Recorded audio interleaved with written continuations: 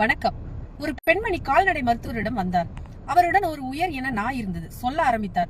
என் நாய்க்கு ஒரு வித்தியாசமான பிரச்சனை இருக்கிறது. என் நாய் மிகவும் கீழ்ப்படியாமல் போய்விட்டது. நான் மிகவும் நல்ல உணவளித்து நன்றாக கவனிக்கிறேன். ஆனால் அது என்னை மதிக்கவில்லை. நான் அதை என் அருகில் அழைத்தால் அது ஓடிவிடும். தயவு செய்து ஏதாவது செய்யுங்கள். நான் அதை மிகவும் நேசிக்கிறேன். அதன் அலட்சிய போக்கை என்னால் பொறுத்துக் கொள்ள முடியவில்லை என்றார்.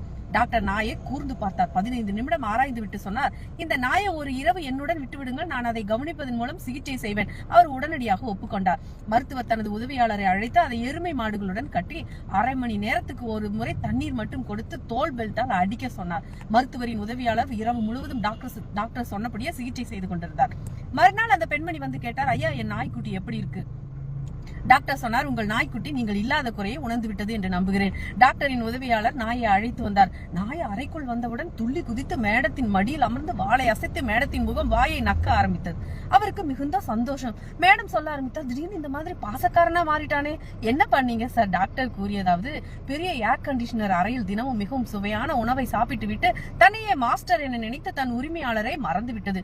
கொஞ்சம் கொஞ்சமாக புரியும் உளவியல் மற்றும் உடல் சிகிச்சை தேவைப்பட்டது. கொடுத்தோம். இப்போது அது நலமாக உள்ளது.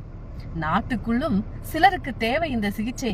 அன்னை பாரதத்தை அவமரியாதை செய்தல், இந்தியாவை துண்டு துண்டுகளாக்குவோம் என்று மிரட்டுவது, சுதந்திரத்தை துஷ்பிரயோகம் செய்து சுதந்திரம் தேடுபவர்கள், எல்லை காக்கும் வீரர்களை அவமதிப்பு செய்தல், எதிரி நாட்டை ஜிந்தாபாத் என்று அழைப்பவர்கள் அனைவருக்கும் இந்த வைத்தியம் தேவை.